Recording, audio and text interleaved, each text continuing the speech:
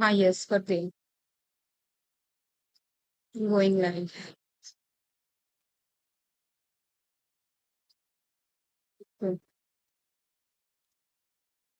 Control tab या all tab?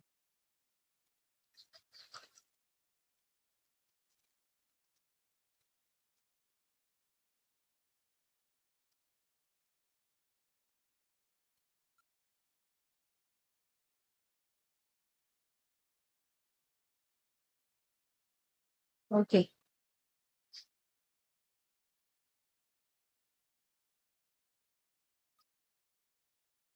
दिख रहा है?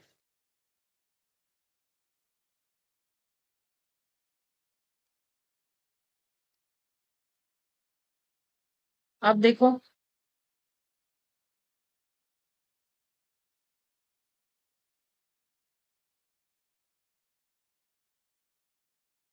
कर दिया, स्लाइड शो ही कर रखा है मैंने तो। ओके, स्टार्ट कर दो। थैंक यू यार। ओके। Okay, bye bye.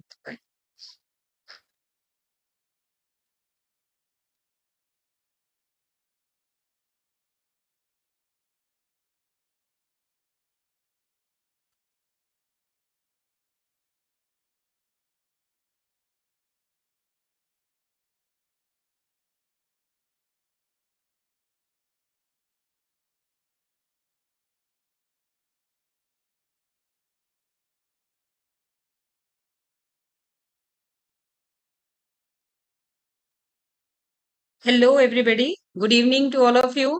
कैसे हैं सभी बच्चे? मैं आशा करती हूँ कि आप सभी अपने घरों में छुट्टियों का आनंद ले रहे होंगे। आज मैं मीनाक्षी डागर, G SSS जोजो कला चरखी दादरी से आप सभी के सामने प्रस्तुत हूँ अपने 9th क्लास के 5th चैप्टर जीवन की मौलिक इकाई की डाउट क्लास लेकर। इससे पहले आप सभी लोगों ने वीडियो नंबर 1, 2 और 3 पार्ट्स जो आप लोगों के पास भेजे गए थे, मैं आशा करती हूँ सभी ने मन लगा के उन्हें देखा होगा और कोशिश की होगी उनमें जो प्रायो के क्वेश्चंस डिस्कस किए गए थे, दिए गए थे आप लोगों को उनको सॉल्व करने की। बट स्टिल काफी सारे क्वेश्चंस ऐसे रह जाते हैं जहां पर बच्चों को डाउट्स रहते हैं, तो आज हम उन्हीं डाउट्स को थोड़ा सा इंटरेस्टिंग वे में आज क्लियर करेंगे। सो आइए चलते हैं अपनी डाउट क्लास में, जिसका शीर्षक रहेगा जीवन की मौलिक इकाई, fundamental unit of life, cell. तो जैसा कि आप थंबनेल में देख पा रहे हैं, आज का हमारा एक इंटरेस्टिंग क्वेश्चन ये रहेगा कि गोल्जी उपकरण के बारे में आप सभी ने सुना होगा, या गोल्गी अपरेटस बोला जाता है इसको इंग्लिश में। ये एक डाकघर की तरह सेल के अंदर कार्य करती है। तो ये कैसे डाकघर की तरह कार्य करती है, क्या काम होता है, ये हमारा आज का आप कह सकते हैं एक क्यूरियस क्वेश्चन रहेगा। आइए हम लोग स्टार्ट करते हैं अपने पहले क्वेश्चन के साथ, पहली स्लाइड के साथ। तो स्लाइड स्टार्ट करने से पहले या क्वेश्चन स्टार्ट करने से पहले मैं आप सभी को एक बार दोबारा से अपनी वीडियोस जो हमने की थी उनमें जो हमने टॉपिक्स डिस्कस किए, शायद हो सकता है कई सारे बच्चों को वो चीजें ना ध्यान में हो, तो एक बार थोड़ा सा रिकैप कर लेते हैं। तो यहाँ पर जैसा कि आप सभी लोग देख पा रहे हैं कि हम लोगों ने सेल का स्ट्रक्चर जो है दिखाया गया है, और सेल का स्ट्रक्चर दो तरह की सेल्स आप लोगों को दिखाई दे रहे हैं यहाँ पर। दोनों तरह की सेल्स में जो बेसिक डिफरेंस है, शायद ये भी आप देख पा रहे होंगे। ये आपको एक कह सकते हैं कि स्टिमुलेशन दिखाया जा रहा है सेल का, जिसमें डिफरेंट कोशिकांग, अलग अलग तरह के जो कोशिकांग हैं वो कोशिकांग जो है या सेल ऑर्गेनेलीज हैं वो दिखाई दे रहे हैं। और ये एक स्टिल स्ट्रक्चर है, बनाया गया स्ट्रक्चर है, जिसके अंदर एक बड़ा सा वैक्यूल नजर आ रहा है। तो अभी मैं सिर्फ आपको ये स्ट्रक्चर ही दिखाऊंगी ताकि आप थोड़ा रिकैप्चुलेट कर सकें कि हम लोगों ने वीडियोस में क्या पढ़ा था और क्या देखा था। आगे हम लोग पहला क्वेश्चन आज डिस्कस करते हैं। सबसे पहला क्वेश्चन जो हम लोग आज डिस्कस करने जा रहे हैं वो है वह प्रक्रिया जिसके द्वारा पानी के अणु उच्च जल सांद्रता वाले क्षेत्र से कम जल सांद्रता वाले क्षेत्र में एक झिल्ली से होकर गुजरते हैं, वो क्या कहलाती है? तो स्टार्ट करने से पहले मैं सभी बच्चों का स्वागत करती हूँ। बच्चों के साथ अगर कोई टीचर जुड़ा है या नॉन जुड़े हुए हैं उनका भी स्वागत है। आप सभी बच्चे बेटा, आपको कोई भी डाउट है आप चैट बॉक्स में डाल सकते हैं। और हो सकता है कई बच्चे नोन हो, कोई नहीं भी नोन है तो भी हम लोग जानकारी अब होती रहेगी क्योंकि हम लोग चैप्टर वाइज मिलते रहेंगे। तो आप सभी का स्वागत है, वेलकम यू ऑल। तो स्टार्ट करते हैं अपना फर्स्ट क्वेश्चन, जिसमें ये आपसे पूछना चाह रहा है कि वो कौन सा प्रोसेस है जिसमें वाटर के हायर कंसंट्रेशन से वाटर के लोअर कंसंट्रेशन की तरफ एक सेमी परमिएबल या किसी भी मेम्ब्रेन के थ्रू जो है जल जाता है एक जगह से दूसरी जगह पे। तो ये जो क्वेश्चन था ये कोई ज्यादा डिफिकल्ट क्वेश्चन तो नहीं था, बट स्टिल मुझे लग रहा है कि आप लोग जहाँ पे अटके हैं वो है ऑस्मोसिस और डिफ्यूजन के डिफरेंस में कहीं आपको दिक्कत आई होगी। तो मैं एक बार फिर से क्लियर कर देती हूँ। डिफ्यूजन जो है बेटा वो है एक नॉर्मल जो है हायर कंसंट्रेशन से लोअर कंसंट्रेशन की तरफ ट्रांसपोर्टेशन होना जाना। और ऑस्मोसिस में बस यही डिफरेंस है कि ऑस्मोसिस में क्या होता है कि इसके अंदर एक सेमी परमिएबल मेम्ब्रेन जो है वो रहती है, और सेमी परमिएबल मेम्ब्रेन जो है वो अलाउ करती है जहां पर लो कंसंट्रेशन है पानी की वहां पर हायर कंसंट्रेशन से जाने के लिए। तो ये जो है डिफरेंस है बेसिक ऑस्मोसिस और डिफ्यूजन का। ऑस्मोसिस जो है या आप जिसको परासरण बोलते हैं, तो ये भी एक तरह का डिफ्यूजन ही है, बट बेसिकली इसको पानी के लिए लिया जाता है, वाटर के लिए लिया जाता है। हिंदी में इसे परासरण कहते हैं। तो परासरण जो है ये वो विधि है जिसमें पानी की जहां पर सांद्रता ज्यादा होती है वहां से एक वर्णात्मक पारगम्य झिल्ली के थ्रू पानी जो है हायर कंसंट्रेशन से यानी ज्यादा सांद्रता से लोअर कंसंट्रेशन की तरफ जाने के कम सांद्रता की तरफ जाता है। तो ये हमारा फर्स्ट क्वेश्चन था जिसका आंसर रहेगा ऑस्मोसिस। आई होप कि आप सभी को समझ में आ गया होगा कि इसका आंसर ऑस्मोसिस क्यों है। नेक्स्ट हम लोग नेक्स्ट स्लाइड की तरफ चलते हैं, जिसमें क्वेश्चन दिया गया है आपको कि प्लाज्मा झिल्ली का क्या कार्य है। आई होप कि आप सभी को प्लाज्मा झिल्ली का पता होगा। आप लोगों ने वीडियो अगर ध्यान से देखा है, अगर नहीं भी पता है तो हम लोग एक बार फिर से मैं आपको वहीं ले जाना चाहूंगी। तो ये है आपका प्लाज्मा झिल्ली का स्ट्रक्चर, जिसमें आप देख पा रहे होंगे कि प्लाज्मा झिल्ली में कुछ पार्ट ये जो ऊपर वाला स्पेस है, यानी ये इसको हम कहेंगे कि ये बाहर वाला स्पेस है, और ये है आपका प्लाज्मा झिल्ली के अंदर वाला स्पेस, जिसको इसको हम इंट्रासेलुलर बोलते हैं, और ये है आपका एक्स्ट्रा सेलुलर यानी सेल से बाहर का, कोशिका से बाहर का स्पेस।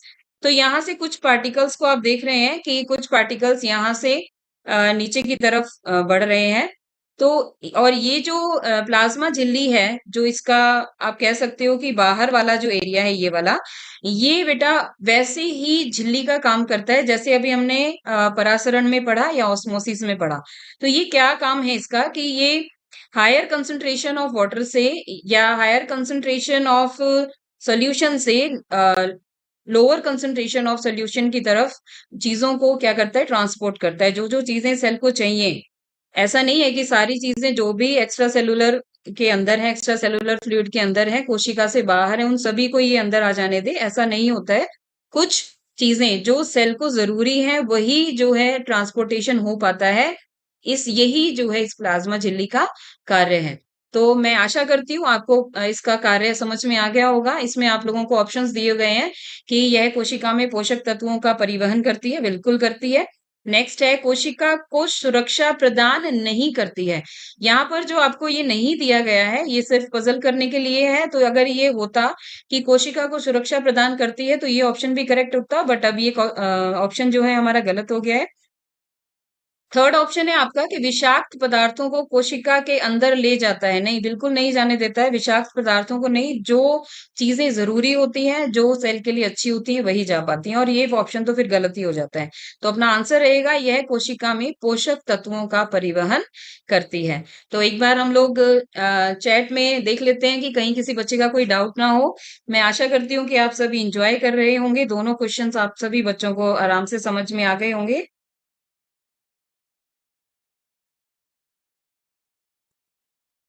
वेरी गुड, सभी बच्चों ने बहुत अच्छा आंसर दिया है।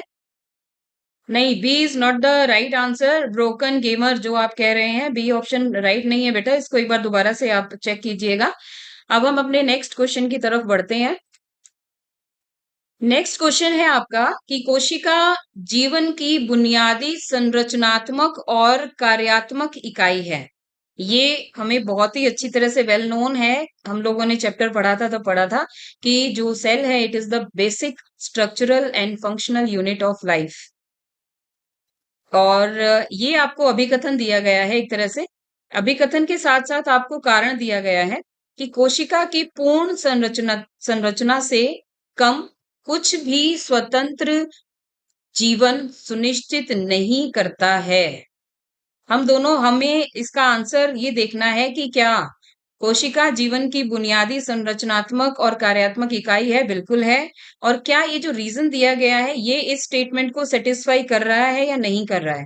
तो इसमें दोनों ही चीजें जाएंगी। कोशिका जीवन की बुनियादी संरचनात्मक इकाई है और जो इसका रीजन दिया गया है वो इस अभिकथन को पूरी तरह से सेटिस्फाई करता है। ये जो आपको दिखाया गया है यहाँ पे सेल स्ट्रक्चर, इसका मेरा मोटो ये है दिखाने का कि आप ये देखिए कि ये कोई आपका सेल स्ट्रक्चर है। हम लोगों ने पढ़ा कि ये माइटोकॉन्ड्रिया है, ये जो है रफ एंडोप्लाज्मिक रेटिकुलम है, ये हमारा गोल्जी संकाय गोल्जी अपरेटस है, और भी काफी सारी कोशिकांग यहाँ पे दिखाए गए हैं। अगर एक भी कोशिकांग बेटा यहाँ से अ, नहीं मिलता है या नहीं होता है, इनमें से मान लो माइटोकॉन्ड्रिया ही नहीं है, तो क्या ये सेल प्रॉपर तरीके से कार्य कर पाएगा? बिल्कुल नहीं कर पाएगा। यही ये यहाँ पर रीजन में समझाना चाह रहा है कि कोशिका की पूर्ण संरचना से कम कुछ भी स्वतंत्र जीवन सुनिश्चित नहीं कर सकता। यानी अगर हमें जीवन को सुनिश्चित करना है तो हमें सेल के अंदर ये सभी पार्ट्स चाहिए ही चाहिए। कोशिकांग हमें ये जरूरी है, अदरवाइज सेल जो है एग्जिस्ट नहीं कर पाएगी, कोशिका काम नहीं करेगी। तो आइए अब नेक्स्ट क्वेश्चन की तरफ बढ़ते हैं। यहाँ पर थोड़ा-सा लंबा क्वेश्चन है, आप लोगों को समझना पड़ेगा। सोनिया नाम की एक लड़की है जो कोशिका में जल का परासरण किस तरह से होता है, जो कि हमने अभी फर्स्ट क्वेश्चन में ही ऑस्मोसिस का जो टॉपिक पढ़ा था, उसी से ही ये रिलेटेड है। इसने एक आलू लिया है, उसके पीस कर दिए हैं और 3 तरह के अलग-अलग घोल लिए हैं, जिसमें इसने पानी लिया है एक प्याले में। उसके बाद उसके बाद जो है इन्होंने अपना नमक का घोल लिया है जिसमें 1% नमक है, फिर इन्होंने 2% नमक का घोल लिया है, और इन तीनों ही बीकर्स में इन्होंने छोटे-छोटे जो आलू के पीसेस काटे थे, थोड़े लंबाई में काटे थे, ज़्यादा छोटे नहीं थे, क्योंकि उन्होंने उसके बाद उनको जो है 5 घंटे के बाद उनकी लंबाई को नापा है यहाँ पर। ये जो पूरा एक्सपेरिमेंट है वो कुछ इसी तरह से है। यहाँ पर आप लोगों को एक डाटा दिया गया है जिसमें ये बताया गया है कि इन्होंने जब पानी में सिर्फ पानी जब था बीकर के अंदर, तो जब इन्होंने स्टार्टिंग में डाला है पीस वो 5.0 सेंटीमीटर का है, और थोड़ी देर के बाद जब 5 घंटे के बाद इन्होंने देखा तो वो 5.3 हुआ पहले, देन 5.2 हुआ, फिर 5, अदरवाइज जो 5 था वो 5 का 5 ही रहा है। देन हम लोग थर्ड बीकर की तरफ आते हैं। थर्ड बीकर में क्या हुआ है, 2% साल्ट सोल्यूशन बढ़ाया है, यानी यहाँ पर नमक की मात्रा पानी के अंदर बढ़ा दी गई है। तो इनकी जो ऑब्जर्वेशन रही है सोनिया की, वो ये रही कि जो लंबाई थी आलू के टुकड़े की वो क्या हो गई है, घट गई है। यहाँ पर 5 से 4.9 हुई है, 4.8 हुई है, 4.7 हुई है। जैसा कि आपको यहाँ पर ये जो चित्र है यहाँ पर दिखाई भी दे रहा होगा कि ये साल्ट वाटर था जिसमें श्रिंक कर गया है आलू का जो पीस था वो। तो यहाँ पर आपको ये बताना था कि उनकी ऑब्जर्वेशन क्या रही होगी। तो ऑब्जर्वेशन में यही है, जैसा हम लोगों ने ऑस्मोसिस में देखा था कि ऑस्मोसिस के अंदर जो वाटर की हायर कंसंट्रेशन से लोअर कंसंट्रेशन की तरफ मूवमेंट होती है। तो यहाँ पर पहले बीकर में क्या हुआ, एक बार तो क्योंकि आलू का जो टुकड़ा था उसके अंदर वाटर की कंसंट्रेशन थोड़ी कम थी, तो इसने क्या किया, पहले एक बार थोड़ा सा पानी जो है ले लिया। जब उन्होंने देखा वो 5.3 हुआ, फिर ज्यादा देर तक जब वो टुकड़ा उसी के अंदर रहा तो वो बैलेंस कर दिया उसने, यानी थोड़ा सा पानी जो है वो बाहर की तरफ डाल दिया, और ये 5.2 और 5.2 जो है नॉर्मल सी ऑब्जर्वेशंस जो है वो आई। नेक्स्ट में जहां पर कम सॉल्ट लिया था वहां पर क्या हुआ, सॉल्ट डाला हुआ था पानी के अंदर, वहां पर अब आप देख रहे हो कि पानी की सांद्रता जो है वो क्या हो गई थी, कंपैरेटिवली इसके कंपैरिजन में कम हो गई। कम हो गई तो इसने उतना ज्यादा पानी नहीं ले पाया जितना इसको चाहिए था। तो ये क्या हो गया, इसके अंदर जो पानी प्रेजेंट था, इस आलू के अंदर जो पानी था वो क्या हो गया, थोड़ा सा बाहर की तरफ निकल गया, क्योंकि जो बाहर सोल्यूशन था वहां पर पानी की मात्रा कम थी। ऐसे ही थर्ड में क्या हुआ, पानी और भी कम हो गया क्योंकि हमने नमक को बढ़ा दिया है यहाँ पे। तो नमक बढ़ने के कारण पानी की सांद्रता बाहर वाले सोल्यूशन में यहाँ पर और भी कम हो गई है। तो आलू के अंदर जो पानी था वो क्या हो गया है, बाहर चला गया, जिसके कारण आलू का टुकड़ा जो है वो और भी क्या हो गया है, श्रिंक हो गया है, या आप कह सकते हैं कि साइज उसका कम हो गया है। सभी इंटरेक्टिव होंगे, आई थिंक कि आप सभी जुड़े हुए होंगे और क्वेश्चंस को समझने की कोशिश कर रहे होंगे। और अगर किसी का कोई डाउट है, कोई कुछ पूछना चाहता है, तो आप बीच में जो है पूछ सकते हैं मुझसे। नेक्स्ट हम लोग नेक्स्ट क्वेश्चन की तरफ चलेंगे। नेक्स्ट क्वेश्चन जो है वो हमारा है, ये एक छोटा सा आप कह सकते हैं, जानते हैं कि जो फ्रेश वाटर में रहने वाली जो मछलियां होती हैं और जो सी वाटर में रहने वाली मछलियां होती हैं, उनमें थोड़ा सा कुछ फर्क होता है। ये फर्क क्या होता है, या अगर फ्रेश वाटर में रहने वाली मछलियों को डाल दिया जाए सॉल्ट वाटर में यानी समुद्री पानी में, और अगर सॉल्ट वाटर में रहने वाली मछलियों को डाल दिया जाए फ्रेश वाटर में, तो क्या होगा। एक बार आप 2 मिनट के लिए, मैं आप सभी लोगों का वेट कर रही हूँ, मैं चाहती हूँ कि आप इसका थोड़ा सा आंसर दें, मुझे बताएं कि आप क्या सोचते हैं कि क्या होना चाहिए। Let me see the answers.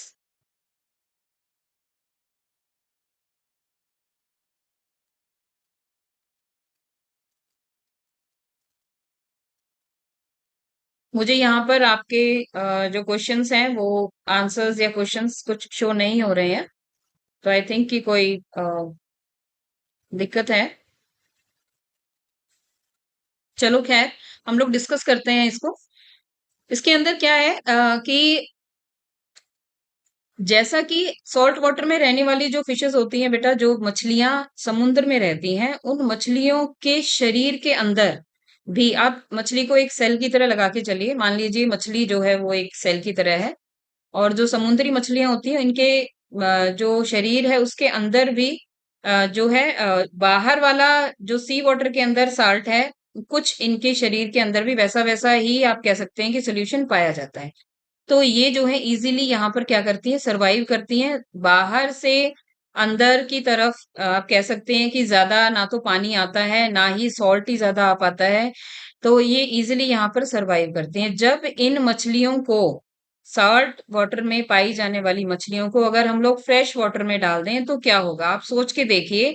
ये कोई सेल है या कोई फिश है जिसके अंदर सॉल्ट वाटर पाया जा रहा है, और आपने इसको डाल दिया फ्रेश वाटर के अंदर।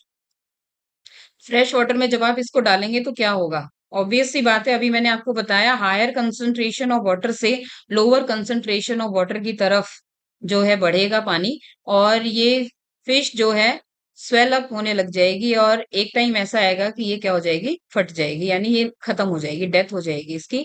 ऐसा ही जो है इनके साथ रहता है। अगर फ्रेश वाटर फिशेस को आप लोग सी वाटर में लेके जाते हो, तो इनको क्या होगा, यहाँ पर मान लीजिए ये फ्रेश वाटर फिशेस हैं और बाहर सी वाटर है जिसके अंदर बहुत ज्यादा कंसंट्रेशन है सॉल्ट की।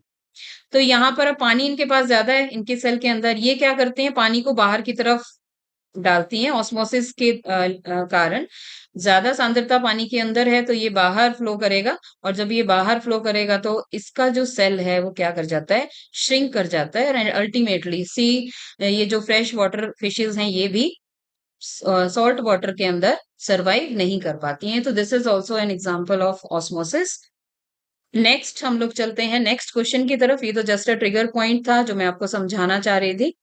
नेक्स्ट हमारा क्वेश्चन है कि समपराशरी विलयन जो है वो क्या होते हैं, एक तरह से इनमें क्या होता है। तो हमारा ऑप्शंस रहे हैं इसमें, विलय और विलायक दोनों समान है, यानी solute and solvent both are same. विलय और विलायक एक समान हो भी सकते हैं और नहीं भी। विलय सदैव एक ही होता है, विलायक भिन्न होते हैं। और लास्ट ऑप्शन है, इस ऑस्मोटिक दबाव जो है वो समान रहता है। तो इसमें आंसर जो है बेटा, ऑस्मोटिक दबाव जो है समान रहता है, इसीलिए हम इनको आइसोटोनिक सॉल्यूशंस बोलते हैं। इसका डी ऑप्शन रहेगा। नेक्स्ट हम लोग नेक्स्ट क्वेश्चन की तरफ बढ़ते हैं। ये हमारा क्वेश्चन है कि निम्नलिखित में से कौन सा पौधों में राजधानी का कार्य नहीं है। अब आप इसमें आसानी से देख सकते हैं कि राजधानी कहाँ पर है, कहाँ पर है। और पौधों के अंदर राजधानियां पाई जाती हैं रसधानियां सिर्फ पौधों के अंदर, पौधों के सेल के अंदर ही पाई जाती हैं, ये आप सभी को पता होना चाहिए।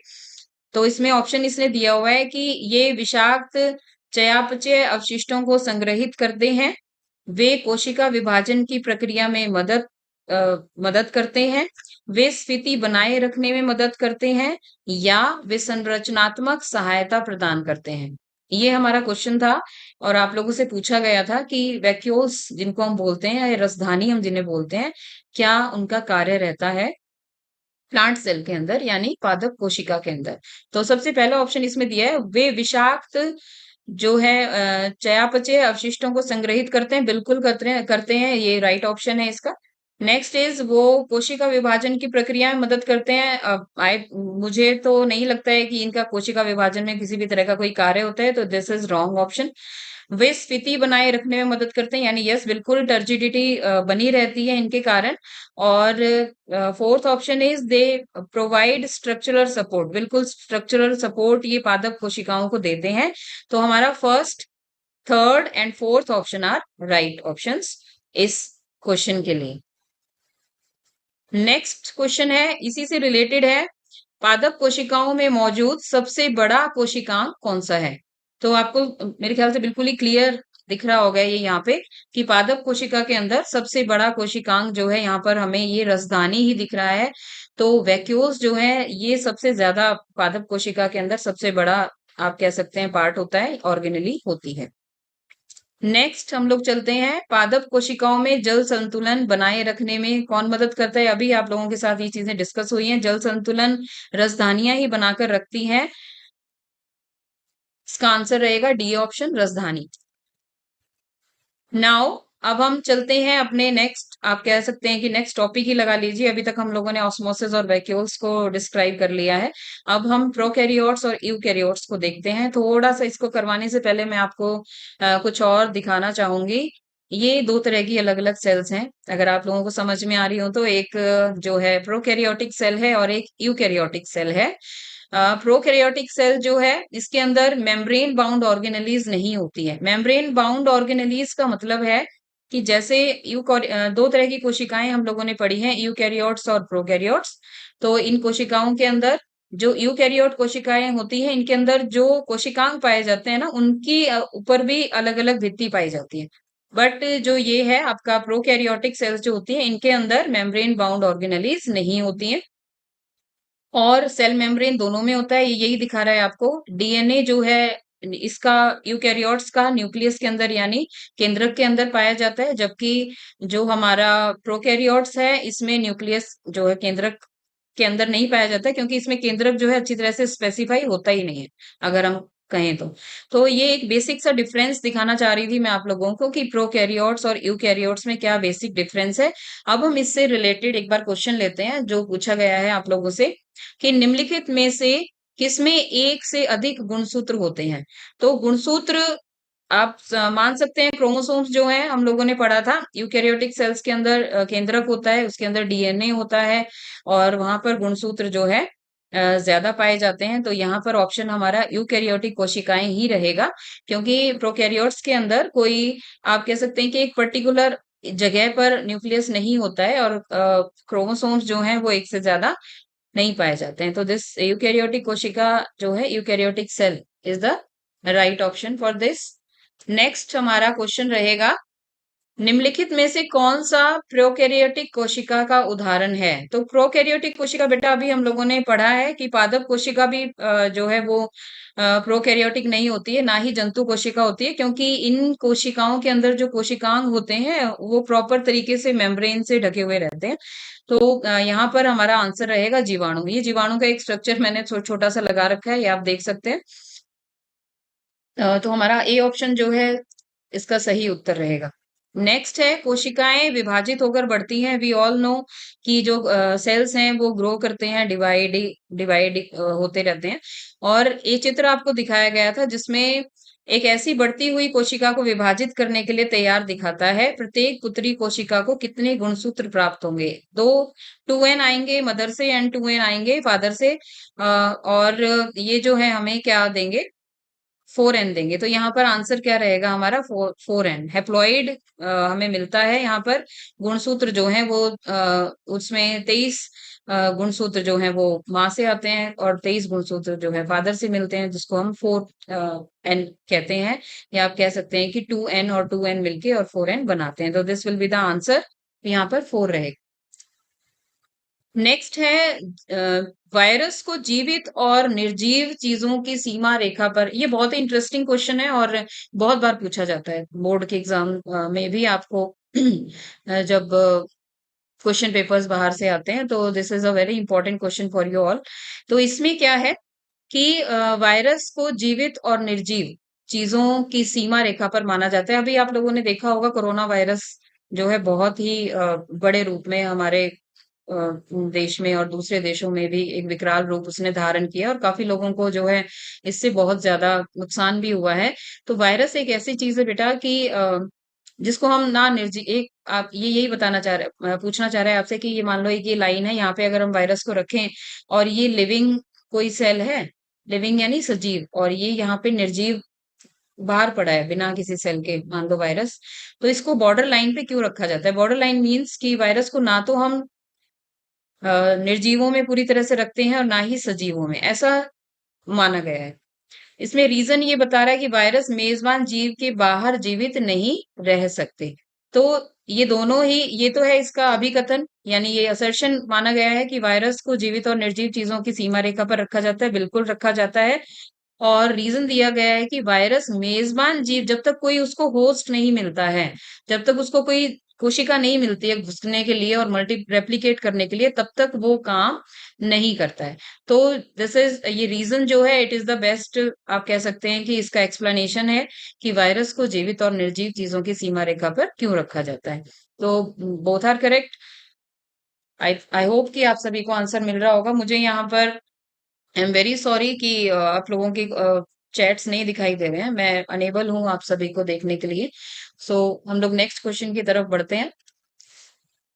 हाँ, नेक्स्ट हमारा क्वेश्चन है, कौन से कोशिकांग केवल पादप कोशिका में पाए जाते हैं? यहाँ पर आप लोगों को बताना है कि आपको चित्र भी दिया गया है, और ये देखिए यहाँ पर यही चित्र मान के चलते हैं हम लोग।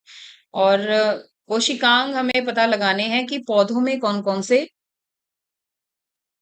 पाए जाते हैं, या ऐसे कोशिकांग जो एनिमल सेल के अंदर नहीं पाए जाते हैं, या जो जंतु कोशिका में नहीं पाए जाते हैं। तो वो जो है इसमें फर्स्ट ऑप्शन है कोशिका भित्ति, यानी सेल वॉल हम जिसे कहते हैं, सेल वॉल। सेल वॉल जो है कोशिका भित्ति, ये जंतु कोशिका में नहीं पाई जाती है, ये प्लांट सेल में ही पाई जाती है। और एक है आपका क्लोरोप्लास्ट। क्लोरोप्लास्ट भी, जिसके कारण हम लोगों ने पढ़ा कि जो ग्रीन कलर है पौधों का, वो किसके कारण होता है? क्लोरोप्लास्ट के कारण। तो ये भी एनिमल्स के अंदर नहीं पाया जाता है। तो हमारा ऑप्शन इसमें फर्स्ट रहेगा और third, first and third are the right answers. Okay, now let us move to the next question. Next हमारा क्वेश्चन है कि कौन सा कोशिका अंग एक कोशिका में गए कई विषाक्त पदार्थों और दवाओं को विषहरण करने में महत्वपूर्ण भूमिका निभाता है? डिटॉक्सिफिकेशन ऑफ पॉइजन कौन करता है? तो इसमें हमारा सही ऑप्शन रहेगा चिकनी अंतर्द्रव्य जालिका, यानी स्मूथ एंडोप्लाज्मिक रेटिकुलम जो रहता है, इसका काम होता है कि ये डिटॉक्सिफाई करता है पॉइजन्स को और ड्रग्स को किसी भी कोशिका के अंदर। यस, नाउ हम लोग चलते हैं, कोशिका झिल्ली के निर्माण के लिए आवश्यक प्रोटीन और लिपिड्स किसके द्वारा निर्मित किए जाते हैं? तो यहाँ पर आप देख रहे होंगे ये चित्र जो आपको दिया गया है, ये रफ एंडोप्लाज्मिक रेटिकुलम का है। मैं आशा करती हूँ कि रफ एंडोप्लाज्मिक रेटिकुलम और स्मूथ एंडोप्लाज्मिक रेटिकुलम में आप लोग डिफरेंस कर पाए होंगे। रफ एंडोप्लाज्मिक रेटिकुलम में बेटा, जैसे आप लोगों को यहाँ पे ये छोटा छोटा ये दिखाया गया है, ये राइबोसोम्स हैं। ये रफ एंडोप्लाज्मिक रेटिकुलम के ऊपर एम्बेडेड रहते हैं, ऐसे लगे हुए रहते हैं काफी सारे, आप लोगों ने देखा होगा शायद चित्र के अंदर। और जो स्मूथ होती है उसके अंदर ये, उसके ऊपर ये राइबोसोम्स जो है एम्बेडेड नहीं रहते हैं, यही फर्क होता है इनमें। और रफ एंडोप्लाज्मिक रेटिकुलम जो है, इसका क्या कार्य है? ये प्रोटीन और लिपिड्स और जो जरूरी होते हैं प्लाज्मा मेम्ब्रेन को बनने के लिए, उसका आप कह सकते हैं कि फॉर्मेशन करते हैं, अमीनो एसिड्स की फॉर्मेशन करते हैं। ये काम किसका रहता है? रफ एंडोप्लाज्मिक रेटिकुलम का। ये आप सभी ध्यान में रखिएगा। रफ क्यों बोलते हैं इसको? Because it is having it has ribosomes on them. ये छोटे छोटे राइबोसोम जो है वो इस तरह से इनके ऊपर लगे रहते हैं। ये जो येलो दिखाना चाह रहे हैं, ये येलो क्या है? ये राइबोसोम ही है। तो यहाँ पर ये फोल्ड्स जो हैं, ये फोल्ड्स तो दिखा रहा है ये रफ एंडोप्लाज्मिक रेटिकुलम के। यहाँ पर ये फोल्डेड प्रोटीन्स बनाता है। फोल्ड्स के अंदर प्रोटीन जो है आप कह सकते हैं कि सरफेस एरिया देता है यहाँ पर प्रोटीन बनने के लिए, और फिर ये प्रोटीन जो है आगे जहाँ पे भी पहुंचाना होता है, ट्रांसपोर्टेशन करनी होती है, वहां पे पहुंचता है। तो यह इसका आंसर रहेगा रफ एंडोप्लाज्मिक रेटिकुलम।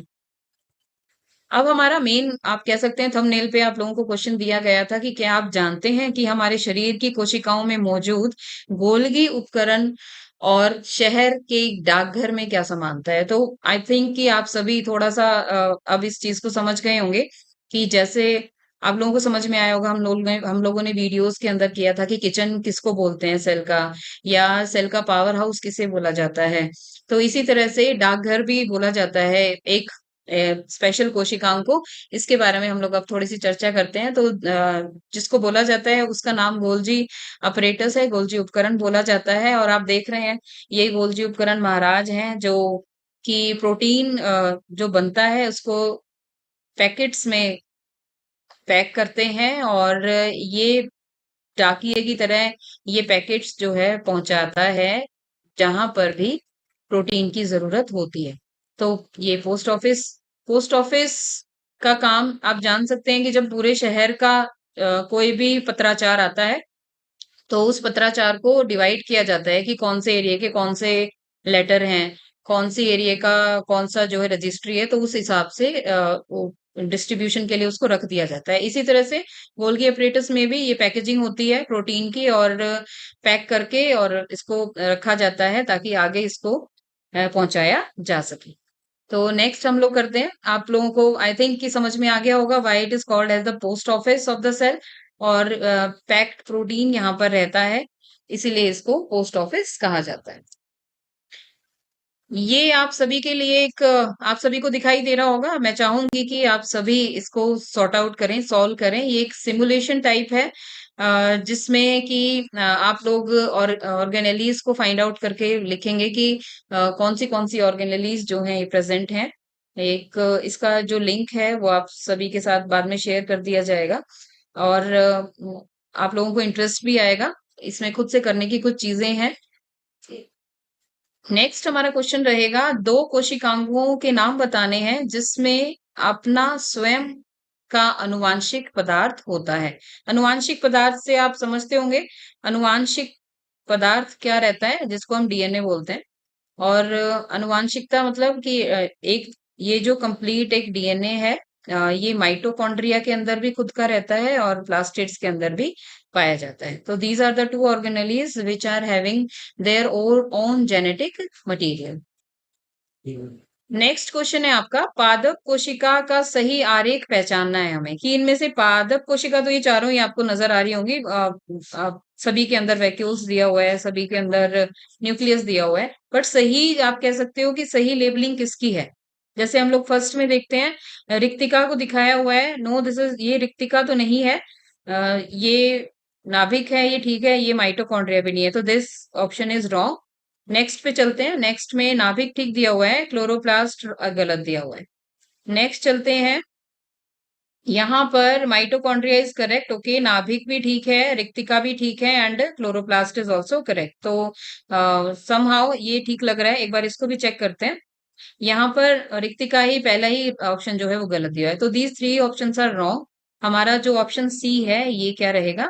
सही ऑप्शन जाएगा।